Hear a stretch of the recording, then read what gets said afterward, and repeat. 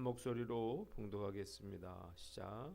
그때 레위 사람의 족장들이 제사장 엘라살과 눈의 아들 여호수아와 이스라엘 자손의 지파 족장들에게 나와 가나안 땅 실로에서 그들에게 말하여 이르되 여호와께서 모세에게 명령하사 우리가 거주할 성읍들과 우리 가축을 위해 그 목초지들을 우리에게 주라 하셨나이다 하매 이스라엘 자손이 여호와의 명령을 따라 자기의 기업에서 이 성읍들과 그 목초지들을 레위 사람에게 주니라. 그앗 가족을 위하여 제비를 뽑았는데 레위 사람 중 제사장 아론의 자손들은 유다 지파와 시므온 지파와 베냐민 지파 중에서 제비 뽑은 대로 10세 성읍을 받았고 그앗 자손들 중에 남은 자는 에브라임 지파의 가족과 단 지파와 므낫세 반 지파 중에서 제비 뽑은 대로 10성읍을 받았으며 게르손 자손들은 이사갈 지파의 가족들과 아셀 지파와 납달리 지파와 바산에 있는 므낫세 반 지파 중에서 제비 뽑은 대로 10세 성읍을 받았더라. 무라리 자손들은 그 가족대로 르우벤 지파와 갓 지파와 스볼론 지파 중에서 12성읍을 받았더라. 여호와께서 모세에게 명령하신 대로 이스라엘 자손이 제비 뽑아 레위 사람에게 준 성읍들과 그 목초지들이 이러하니라.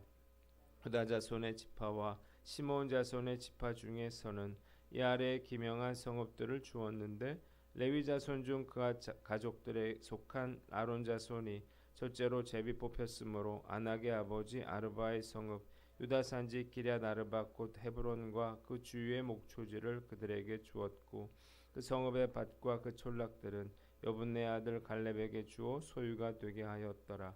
제사장 아론의 자손에게 준 것은 살인자의 도피성 헤브론과 그 목초지요 또 림나와 그 목초지와 얏딜과 그 목초지와 에스드모아와 그 목초지와 홀론과 그 목초지와 드빌과 그 목초지와 아인과 그 목초지와 유다와 그 목초지와 베세메스와 그 목초지이니 이 두 파 지파에서 9성읍을 냈고 또 베냐민 지파 중에서는 기브온과 그 목초지와 게바와 그 목초지와 아나돗과 그 목초지와 알몬과 그 목초지 곧 4성읍을 냈으니 제사장 아론 자손의 성읍은 모두 10세 성읍과 그 목초지들이었더라. 아멘. 오늘은 여호수아서 21장 말씀을 가지고 사용하도록 내어주는 소유라는 제목으로 묵상 나눔하도록 하겠습니다. 자, 여호수아 21장은 레위 지파가 얻은 성읍과 목초지에 대해서 나와 있는데 오늘은 그 첫 부분을 봅니다. 한번 따라해 봅시다. 레위 지파가 얻은 성읍과 목초지. 자, 1절로 3절을 보면 첫째로 레위 지파가 성읍과 목초지를 요구한 그러한 사건이 나와 있습니다. 레위 지파 가문의 수장들이 제사장 엘레아살 그리고 여호수아와 다른 지파의 지도자들에게 찾아왔어요. 그래서 주께서 모세를 통해 명하신 대로 우리가 거주할 성읍과 목초지를 달라 이렇게 요구했습니다. 이 지도자들은 주께서 명하신 대로 그들이 분배받은 목 중에서 다음의 성읍과 목초지들을 레위 사람들에게 나누어 줍니다. 두 번째 4절로 7절은 레위 지파가 얻은 성읍과 목초지에 대해서 나와 있습니다. 자, 이 레위 지파를 위한 성읍과 목초지는 제비 뽑기를 통해서 결정이 됐습니다. 레위 지파는 고핫과 게르손과 무라리 가문으로 나누어집니다. 그런데 고핫 가문 중에서 아론의 자손들은 제사장으로 특별히 구별이 됐기 때문에 그래서 아론의 자손을 포함해서 고핫, 게르손, 무라리, 아론 자손 이렇게 네 부분으로 네 가문으로 구성이 됩니다. 그래서 아론의 자손이 10세 성읍, 그리고 고핫 자손이 10성읍, 게르손 자손이 10세 성읍, 무라리 자손이 12성읍을 각각 분배받게 됩니다. 8절로 19절은 유다와 시므온 지파가 내준 성읍과 목초지에 대해서 나와 있어요. 자, 이스라엘 백성들은 다음과 같이 목초지를 레위인들에게 나누어 줍니다. 첫 번째로 제비를 뽑은 아론 자손들 중에 고핫 가문에게 기럇 아르바 그리고 그 주변 목초지를 줍니다. 그러나 성읍 주변의 밭과 마을들은 갈렙의 차지가 되었어요. 그리고 13절 제사장 아론의 자손에게는 헤브론을 비롯한 유다 지파 그리고 시므온 지파의 국의 성읍과 거기에 딸린 목초지를 주었습니다. 베냐민 지파의 목 중에서는 기브온을 비롯한 4개 성읍 거기에 딸린 목초지를 주고요. 이렇게 아론의 자손들인 제사장들의 몫으로 모두 열세 성읍과 목초지가 할당되었다라고 하는 것이 오늘 우리가 읽은 본문의 내용입니다. 본문을 통해서 우리가 깨닫는 교훈이 있는데 첫째로 신앙생활의 중요성을 알아라는 것입니다. 한번 따라해 봅시다. 신앙생활의 중요성을 알라. 자, 하나님이 레위 지파를 이스라엘 전 지역으로 이렇게 흩어지게 하셨어요. 그 이유가 무엇인가요? 첫째로 이것은 야곱의 예언의 성취였습니다. 레위 자손들이 이스라엘의 각 지파에 이렇게 흩어져서 살게 된 것은 창세기 34장에 디나 강간 사건이 있었죠. 레위가 이스라엘 전역에 흩어지리라고 했는데 이 예언이 성취된 것이었습니다.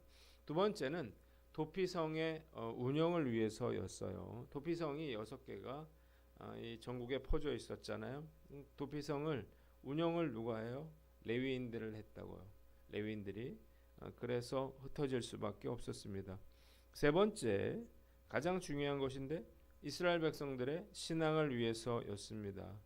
자, 레위 지파의 분산은 어떤 저주의 예언이 이루어진 것은 아니었어요. 하나님이 레위 지파가 12지파 속으로 흩어지게 하심으로 백성들에게 하나님의 율법을 가르치고 공의를 실행하는 등 이스라엘 전역에 하나님의 거룩한 영향력을 미치게 하는 그러한 임무를 감당하게 된 것입니다. 그러니까 레위인들이 전국 지파에 퍼져서 율법 교육, 종교 행정 업무 수행, 그리고 각종 제사와 의식 제도 유지 이런 것들을 했어요. 그래서 이스라엘 백성들은 이렇게 비록 널리 퍼져 있었지만 하나의 신앙 공동체를 이룰 수가 있었던 것입니다. 만약 신앙 공동체인 이스라엘의 신앙이 무너진다면 결국 나라 전체가 무너질 것이었습니다. 본문을 통해서 신앙생활이 얼마나 중요한 것인가를 우리가 다시 한번 깨닫게 되는 거죠. 돈 버는 거 중요하죠. 자식 키우는 거 중요하고 내가 원하는 목표를 이루며 사는 것도 중요하지만 더욱 중요한 것은 신앙을 잃어버리지 않고 잘 유지해 나가는 것이라는 사실을 믿으시기를 바랍니다. 신앙이 무너지면 결국 모든 것이 다 무너지게 되기 때문이에요.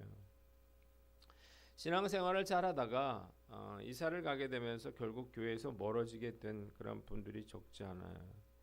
여러 가지 이유가 있겠지만 결국 교회에서 멀어지면 믿음에서 멀어지게 되는 거죠. 그래서 우리가 어떤 것보다 신앙생활을 우선순위에 둬야 한다는 사실을 믿으시기를 바랍니다.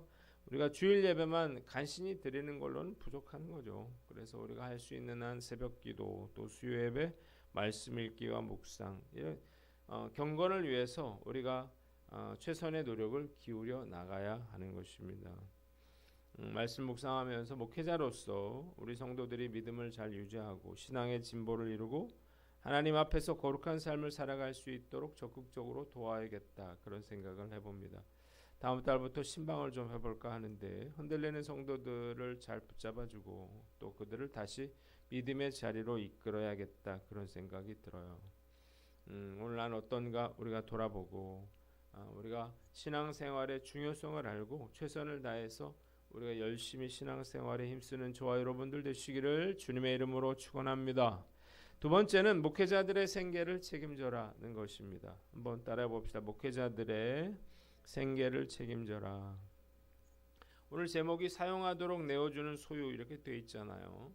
자, 다른 지파들과 달리 레위인은 땅을 기업으로 받지 못했습니다. 이유가 무엇인가요? 레위인들이 땅을 소유하게 된다면 영적인 일에 소홀해질 수가 있었기 때문이에요. 그래서 레위 지파의 기업은 하나님이 되어야만 했습니다. 그러나 레위인들에게도 거주할 성읍과 그리고 갖추을 길을 목초지가 필요했기 때문에 그래서 12지파가 민수기에서 35장 1절로 8절에 하나님의 말씀에 순종해서 자기 기업의 일부를 레위 지파가 사용하도록 그렇게 성읍을 떼어주게 된 것입니다.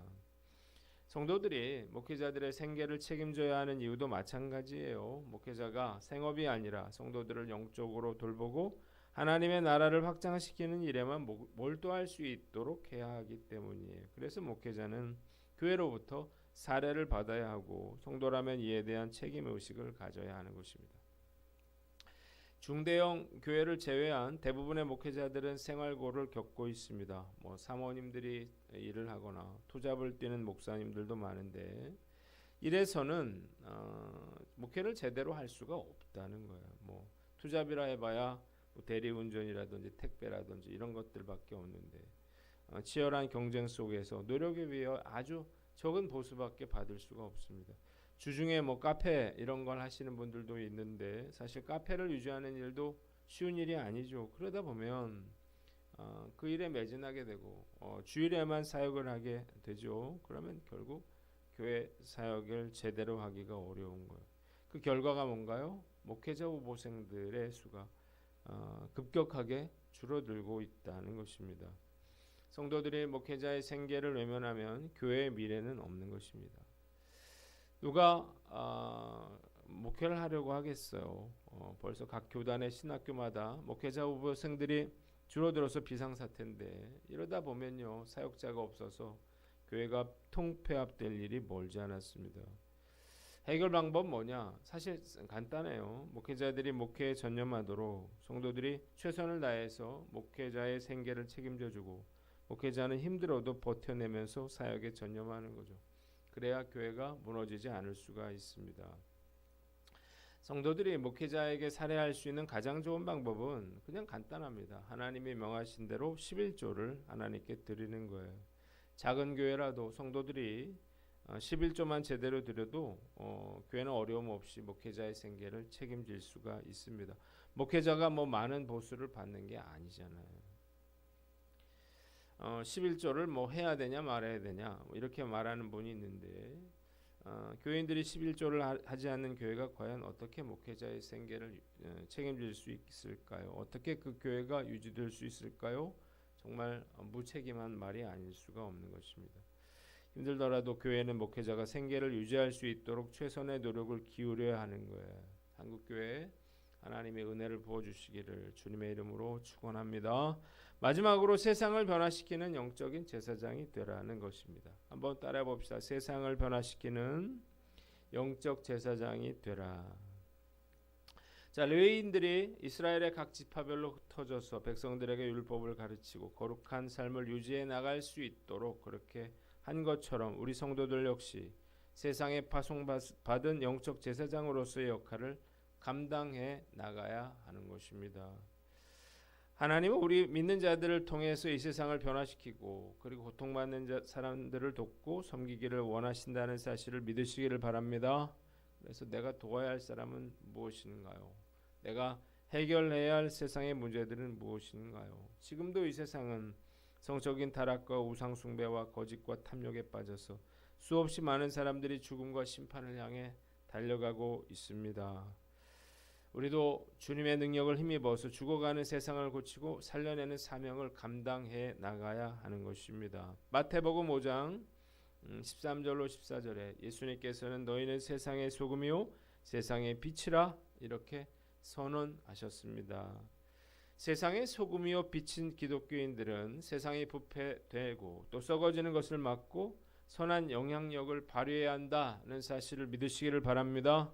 세상이 왜 이 모양이냐? 우리가 이렇게 탄식할 필요가 없어요. 세상은 원래부터 악했습니다. 문제는 크리스찬들이 이 세상에서 소금과 빛의 역할을 감당하지 못하는 데 있는 것입니다. 그래서 우리가 세상을 향해서 썩지 말아라 이렇게 외칠 것이 아니라 내가 빛과 소금의 역할을 감당하면 되는 것입니다. 그러면 세상은 썩지 않게 되어 있습니다. 세상이 왜 어둡냐 탓할 것이 아니라 내가 빛의 역할을 감당하면 세상은 저절로 환해지게 되는 거라는 거예요. 요즘 정말 이해할 수 없는 일들이 한국교회에서 벌어지고 있습니다. 크리스찬들이 자기가 원하는 것, 옳다고 생각하는 것을 위해서 거짓과 불법을 서슴없이 저지르고 있다는 것입니다. 더욱 분노할 일은 이런 일들을 목회자들이 행하고 있다는 거예요. 교회를 자식에게 불법으로 세습하는 목사들을 보면서 하나님의 말씀을 가르치는 목사가 어떻게 저럴 수 있나 이렇게 생각을 했었는데 이제는 간음죄를 저지르고서도 이를 부인하고 변명하는 목사가 나오는 지경에 이르게 되었습니다. 목사들이 이래서 그런지 성도들도 거짓과 변명과 물타기를 하는 것에 주저함이 없어요. 이들은 자기가 옳다고 생각하는 일에는 뭐 수단과 방법을 가리지 않아도 된다고 하는 그런 매우 잘못된 그런 생각을 하고 있습니다. 요즘 개신교 목사들과 성도들이 대놓고 정광훈 목사를 두둔하고 지지하고 있는데 정말 통탄할 일이라 이런 생각이 듭니다. 지난 2019년 8개 교단 이단 대책위원장들이 모였습니다. 그래서 하나님 까불면 죽어 생명책에서 지워버린다. 젊은 여집사에게 빤스 내려라 한번 자고 싶다 해보고 그대로 하면 내 성도요 거절하면 똥이다. 이런 말들을 해갖고 논란을 일으켰던 정광훈 목사의 이단성을 지적했음에도 불구하고 예장통합과 고신과 같은 일부 교단들만이 정광훈 목사의 집회 참여를 금지하는 데 그쳤습니다. 그 이유가 무엇인가요? 이단성이 없어서가 아니에요. 증거는 차고 넘칩니다. 단지 정광훈 목사의 주장에 동의하는 목회자들 그리고 교인들의 반발을 의식했기 때문이에요. 대형교회 그 어떤 목사들도 이에 대해서 한마디도 하지 않습니다. 다들 꿀먹은 벙어리같이 앉아만 있어요. 그 결과가 무엇인가요? 한국교회의 급격한 추락인 것입니다. 지난 1월 6일 날 한국기독교사회문제연구원이 개신교인과 비개신교인 사회인식 비교조사 결과를 발표를 했는데 비기독교인들은 불교, 천주교, 원불교, 개신교, 천도교, 이슬람교, 샤머니즘의 순으로 호감을 느낀다 이렇게 말을 했습니다. 불교는요 52%가 넘어요. 천주교가 거의 48.5%입니다. 원불교가 17.9%인데 개신교가 14.3%밖에 되지 않는다는 거예요. 이 호감도가 낮은 이유는 지나친 전도라든지 부패, 차별과 혐오 발언, 독선, 비합리성, 사회적인 책임 결여, 비민주성 등으로 나타났는데 불교는 계속 3년 연속 1위를 하고 있습니다. 그리고 종교인에 대한 호감도는 더 낮았어요. 13%에 불과한데 13%는 천도교와 차이가 나지 않는 그런 수치입니다. 그런데 놀랍게도 한국교회가 이 지경이 됐는데도 불구하고 그 누구도 책임지는 사람이 없다는 거예요.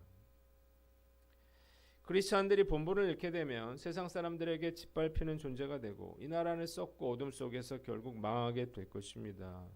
결과가 오르려면 과정도 옳아야 하는 거예요. 그리고 하나님 앞에서 우리가 거짓됨을 버리고 정직하게 살아야 하는 것입니다. 그래야 이 나라에 소망이 있는 거예요. 방법은 우리 크리스찬들이 착한 행실로서 빛과 소금의 사명을 감당함으로 우리가 세상에 선한 영향력을 끼치고 나라와 민족을 위기에서 구원해 내야 하는 거예요. 하나님께서 이 한국교회 마지막 그런 기회를 주시고 우리가 정말 환골탈태하는 그런 회개와 또 그런 믿음의 노력들을 통해서 우리가 이 세상을 빛과 소금으로 썩지 않게 환하게 밝혀나가는 저와 여러분들 되시기를 주님의 이름으로 축원합니다. 기도하겠습니다. 하나님 아버지, 신앙생활의 중요성을 알고 우리가 목회자들의 생계를 책임지고 세상을 변화시키는 영적 제사장으로 살게 하여 주시옵소서.